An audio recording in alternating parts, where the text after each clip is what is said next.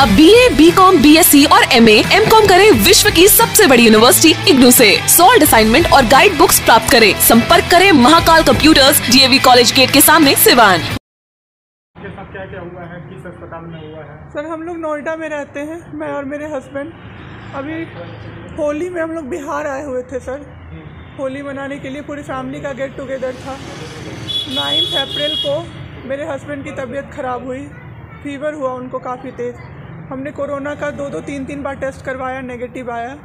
RT-PCR के लिए दिया तो वहाँ पे भागलपुर में, सर भागलपुर में थे हम लोग, वहाँ पे 1 दिन 2 दिन वेट करते करते 10 दिन तक रिपोर्ट नहीं आया। फिर हमने नोएडा के एक डॉक्टर हैं उनसे कंसल्ट किया, वीडियो कंसल्टेशन से।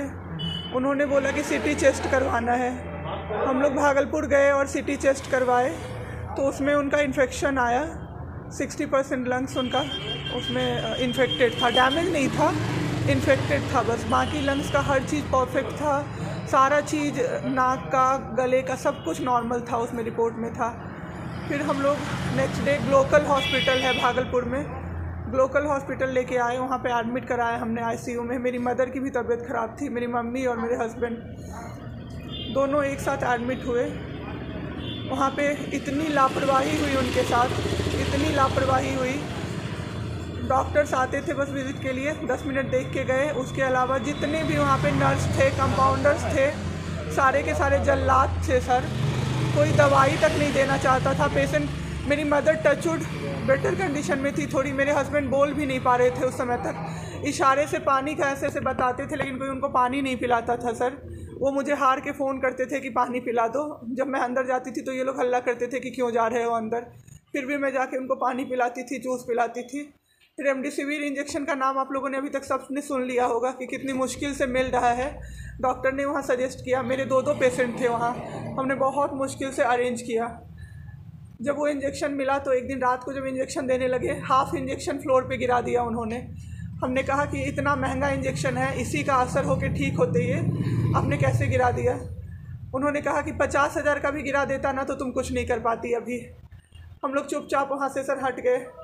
थोड़ी देर बाद वहाँ पे मेरे हस्बैंड को मैंने देखा कि उन्होंने 2-3 बार पॉटी किया था, यूरिन पास किया था, कोई क्लीन करने नहीं आ रहा था सर। 6 घंटे से वो उसी गंदगी पे पड़े हुए थे।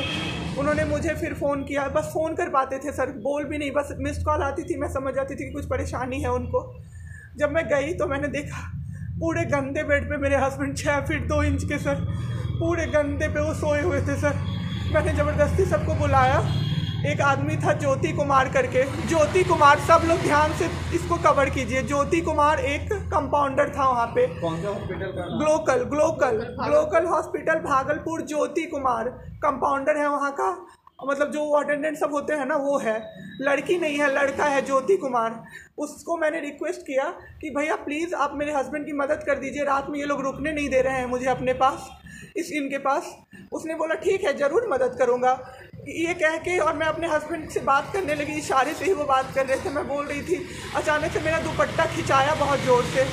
मैंने सोचा क्या हो रहा है, जब मैंने पीछे मुड़ी तो मेरे कमर पे उस आदमी का हाथ था और मेरा दुपट्टा वो ज्योति कुमार खींच रहा था। मेरी माँ पीछे से चिल्लाई, मेरे हस्बैंड ऐसे ऐसे होने लगे, पूरा पसीना उनको चल गया, कुछ बोल नहीं पा रहे थे वो।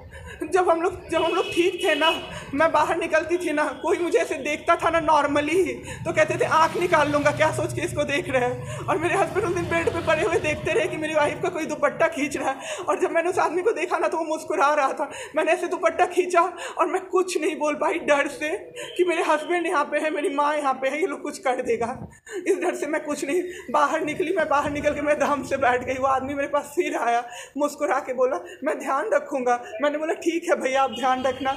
मैंने कुछ नहीं बोला उसको, कुछ भी नहीं। 2-3 दिन बाद ऐसे ही कोई सुविधा नहीं, कुछ नहीं। मेरे हस्बैंड की तबीयत उस दिन से बिगड़ी जब रात के 2 बजे में मेरी मदर के बगल वाले बेड पे एक अंकल, मास्क उनका हट गया था और वो अंकल चिल्ला चिल्ला के नर्स को बुला रहे थे और मेरी मम्मी चिल्ला रही थी जल्दी आइए ये मर जाएंगे, जल्दी आइए ये मर जाएंगे। कोई नहीं आया और अंकल ने दम तोड़ दिया। ऐसे 3-4 लोग उस 2-3 दिन के अंदर दम तोड़े हैं बिना केयर के, बिना नर्स के आए। सारी नर्स टेबल कुर्सी लगा के सो जाती थी, कहती थी पागल हो गए हैं हम ही, अब मर जाएंगे इस कोरोना के चक्कर में, अब तो क्यों जॉब कर रहे हो, छोड़ दो, आपकी जगह कोई और आ जाएगा। उसके बाद वहाँ से ले बाईपास वहाँ उस हॉस्पिटल में नहीं अवेलेबल था। मेरे हस्बैंड की तबीयत एक दिन बहुत ख़राब हो गई, उन्होंने मायागंज रेफ़र कर दिया, भागलपुर मायागंज हॉस्पिटल। हम लोग जब भी मायागंज आए, मायागंज की और हालत ख़राब, आईसीयू में 4 बेड था। मेरे हस्बैंड के बगल वाले बेड पे 4 लोग 6 से 7 घंटे में 4 लोग ख़त्म हुए। क्यों ख़त्म हुए? वो नर्स को बुला रहे थे, सिस्टर आ जाओ, दिक्कत हो रही है, दिक्कत हो रही है, और सिस्टर नहीं आती थी। एक अंकल तो बुलाते बुलाते उलट के गिर गए, पूरा सर फूट गया, ब्लड और मर गए वो अंकल वहीं पे। इतना मेरे हस्बैंड डर गए। शाम होते होते मेरे हस्बैंड की तबीयत अचानक से ख़राब होने लगी, पूरा ये सब ड्राई हो गया, एक लेयर वाइट कलर का जम गया उनके ऊपर, बहुत ज़्यादा तबीयत ख़राब हो गई। हम लोगों को समझ में नहीं आ रहा था कि हो क्या रहा था। अचानक से मेरे दिमाग में आया ना, बुलाते रहे, नहीं डॉक्टर को कम से कम 5-6 बार मेरी बहन बुलाने गई है, क्योंकि कोई डॉक्टर था ही नहीं ड्यूटी। कब हुई आपके हस्बैंड की देखना? परसों सुनिए मेरी बात, पहले पूरी कहानी मेरी सुनिए। मेरी बहन 5 बार 6 बार गई है बुलाने डॉक्टर को मायागंज में, तो डॉक्टर क्या कह रहे हैं, यार रात में भी सोने नहीं दोगे, रात में भी सोने नहीं दोगे। जब हमने देखा जाके सर, तो लाइट ऑफ, इमरजेंसी के नाइट डॉक्टर्स का लाइट ऑफ, और सब नीचे बिछा के मूवी देख रहे हैं और सो रहे हैं, और दरवाज़ा तक नहीं खोला सर। मेरे हस्बैंड की ऐसी हालत हुई, जब मेरी दीदी बहुत जाके चिल्लाई, तब एक डॉक्टर आए वहाँ से, तो उन्होंने देखा क्या कि मास्क, उन्होंने ऐसे मास्क लगा होता है ना, उसमें एक ऑक्सीजन सप्लाई का पाइप होता है ना, वो पाइप ही नहीं लगाया था सर, बस मास्क लगा के छोड़ दिया था, ऑक्सीजन सप्लाई आ ही नहीं रहा था। जब बहुत कम हो गया तब वो डॉक्टर आए और पाइप लगाया, मेरे हस्बैंड तुरंत भी जिंदा हो गए। उसी दिन से उनके दिमाग में वो ऑक्सीजन की किल्लत का डर बैठ गया सर, बहुत 7 घंटे बिना ऑक्सीजन के रहे सर, लड़ते रहे। फिर उस दिन इतना वो डर गए, वो बोले नहीं अब हमको कहीं बाहर लेके चलो। दिल्ली में सर हमने बेड का किया, बहुत पता नहीं था, दिल्ली में कहीं भी जगह नहीं था। हम पटना आए, राजेश्वर हॉस्पिटल में सर पटना आए, यहाँ पे इन्होंने कहा आईसीयू में अटेंडेंट नहीं अलाउड है, नहीं जाओगे आप। मेरे हस्बैंड रोने लगे कि मेरी वाइफ को बस भेज दो, वो रहेगी तो मैं ठीक हो जाऊँगा। इन लोगों ने नहीं अलाउ किया सर। आज मैंने देखा, एम्बुलेंस से हम लोग भागलपुर से पटना आए थे राजेश्वर, रास्ते में उनको 3 बार पॉटी हुई थी सर, उसी गंदे बेड पे उनको 4-5 घंटे राजेश्वर में सुलाया रहा। मैं 10 बार जाके बोली बाहर से कि सर प्लीज़ बेड क्लीन कर दीजिए, वो हम लोग देख लेंगे ना। एक डॉक्टर निकले, मैंने बोला, वो मेरे हस्बैंड अंदर से ना बोल नहीं पा रहे थे ना, अंदर से ऐसे ऐसे कर रहे थे, बुला रहे थे सबको।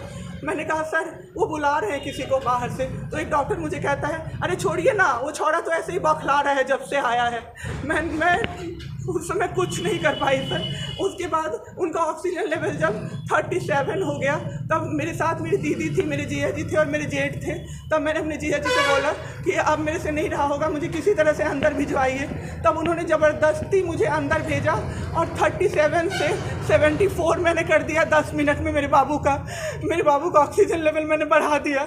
उसके बाद इन लोगों ने मुझे बोला, मैंने बोला सर अटेंडेंट अलाउड है, सारे के अटेंडेंट बैठे हुए थे। तो एक डॉक्टर ने मुझे बोला अटेंडेंट अलाउड नहीं रहेंगे तो कैसे काम चलेगा, सब तो कोरोना से बीमार पड़ रहे हैं, हम लोग कितना देखें, हम लोग क्या मर जाए खांसते खांसते सबको देख के। बैठिए चुपचाप और देखिए। 15 दिन तक सर एक टेबल पे एक लगातार मैं बैठी हूँ। आज 1 महीना पे मैंने ब्रश किया है सर, 1 महीने पे ब्रश किया है मैंने। बाबू को बहुत ठीक कर दिया, इतना स्ट्रॉ लगा के सर, मास्क के अंदर से स्ट्रॉ लगा के बाबू को मैंने जूस, दाल, रोटी सब कुछ पिलाया सर। इतने ठीक हो गए ना कि जो डॉक्टर फर्स्ट डे बोला था ये बचेगा नहीं, वो डॉक्टर सर 3-4 दिन बाद कहता है टचवुड क्या कर दिया आपने इनके साथ, ये तो एकदम ठीक हो गए, गजब का फाइट दिया आप दोनों ने मिलके। मुझे क्या पता था कि मैं फाइट दे रही हूँ और ये लोग मेरे बाबू को ख़त्म कर देंगे। इतना ऑक्सीजन का किल्लत सर, मेरा बाबू डर गया बहुत ज़्यादा। ऑक्सीजन सिलेंडर देखता था और कहता था हाँ वो ख़त्म हो जाएगा, वो ख़त्म हो जाएगा। मैं कहती थी नहीं ख़त्म होगा बाबू। 1.5 घंटे के लिए सर ऑक्सीजन सप्लाई बंद रहता था। बाद में हमें पता चला ये लोग ब्लैक मार्केटिंग कर रहे हैं अंदर में ऑक्सीजन सिलेंडर का। जो अस्पताल वाले हैं ना, वो ऑक्सीजन सप्लाई बंद कर देते थे ताकि बेचैन होके लोग खरीदें उन्हीं से। हम भी खरीदे सर, मैंने भी खरीदा, क्या करते हमें भी तो चाहिए था। परसों सर सुबह में हमारे पास एक ही सिलेंडर था, पाइपलाइन बंद हो गया। मेरे हस्बैंड को बाईपैप लगा हुआ था, उनको 2 सिलेंडर से जाना था, एक ही सिलेंडर था। सिलेंडर मांगते मांगते कहीं नहीं मिला सर, मेरे हस्बैंड ख़त्म हो गए। सर, मेरा बाबू चला गया हमको छोड़ के।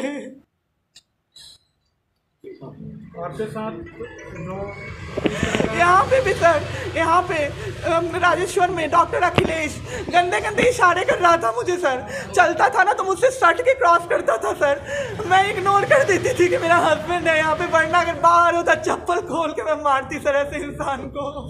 वहाँ पे मायागंज हॉस्पिटल में डॉक्टर्स, कोई भी डॉक्टर नहीं आता है, कोई सीनियर डॉक्टर नहीं, जूनियर डॉक्टर नहीं, और पेशेंट की सिर्फ एंट्री कर देते हैं कि फिजियोथेरेपी किया गया, ये बाबू नाक का क्या करते हैं, नेबुलाइज किया गया, 4 बार नेबुलाइज किया गया, कोई चीज़ नहीं होती है, सिर्फ पेशेंट की एंट्री कर देते हैं। एंट्री सब किया हुआ रहता है, ये बड़े डॉक्टर आए, ये बड़े डॉक्टर आए, उन्होंने पेशेंट को देखा, नेबुलाइज किया, फिजियोथेरेपी हुआ, पेशेंट को कुछ नहीं, मतलब सीपैप पे पड़ा हुआ पेशेंट, और उसको देखने के लिए 24 घंटे में कोई नर्स नहीं आती है। रूम बंद करके और सब सोते रहते हैं। दरवाज़ा ठकठकाइएगा तो चिल्ला के बोलेगी दूर भागो यहाँ से, कोरोना पेशेंट के यहाँ से आई हो, हम लोग अभी रात में नहीं आ सकते। हम लोग क्या मर जाए पेशेंट के लिए? कोई नहीं आता है, कोई नहीं आता है देखने के लिए किसी को। ये लोग 26 तारीख को आए पटना।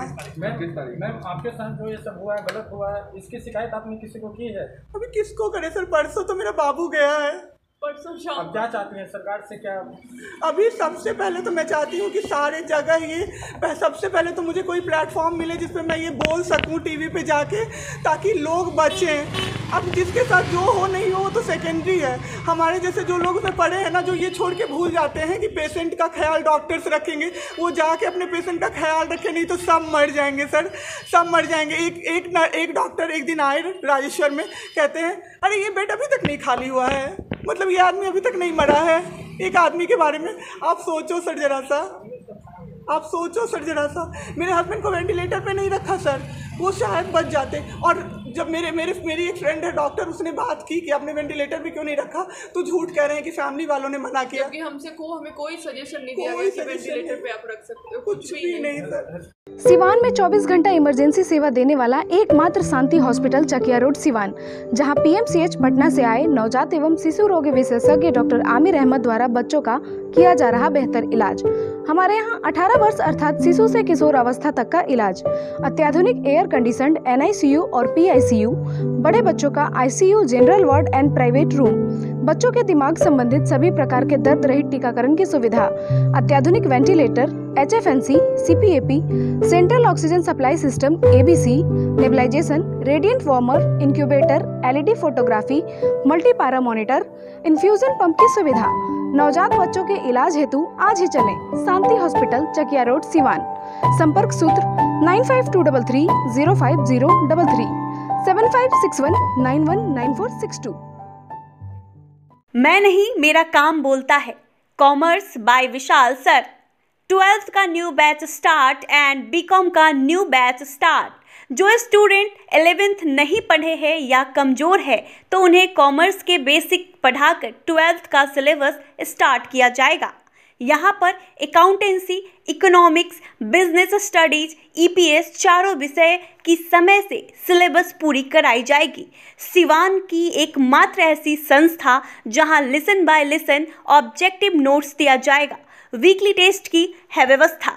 एक लेसन के पूरा होने पर टेस्ट की है व्यवस्था। संडे को एक्स्ट्रा क्लासेज, कमजोर स्टूडेंट के लिए स्पेशल क्लासेस की व्यवस्था। पता राम राज्य मोड़, हनुमान चाय दुकान के पास, सिवान। Mobile number 9708941038। बड़े बड़े महानगरों के तर्ज पर खुल गया लाइटिंग की दुनिया का बेताज बादशाह RZ इलेक्ट्रिकल्स, कागजी मोहल्ला मोड़, सिवान। RZ इलेक्ट्रिकल्स लेकर आया है एक से बढ़कर एक डिजाइनों में झूमर, wall light, fancy light, wiring materials, पंखा और कूलर। अपने मकान या दुकान या शोरूम को सजाना हो तो आज ही चलें RZ इलेक्ट्रिकल्स, कागजी मोहल्ला मोड़, सिवान, क्योंकि इससे किफायती दरों पर कहीं भी आपको झूमर और लाइट नहीं मिलेंगे। हमारा मोबाइल नंबर है 7543-586-786, 7903116614। प्रोप्राइटर मोहम्मद अरशद हुसैन। अब लाडली बेटी की शादी के लिए कहीं और जाने की जरूरत नहीं, क्योंकि आपके शहर सिवान में खुल गया दुल्हन प्लाजा। रेयान कॉम्प्लेक्स 11वीं मस्जिद के नजदीक, शेख मोहल्ला, सिवान।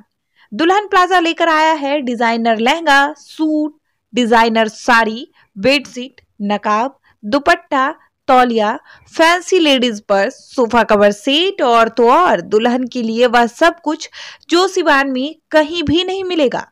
त्योहारों के रंग दुल्हन प्लाजा के संग पूरे सिवान में ऐसा प्राइस भी नहीं मिलेगा। तो आज ही चले दुल्हन प्लाजा, रेयान कॉम्प्लेक्स, 11वीं मस्जिद के नजदीक, शेख मोहल्ला, सिवान।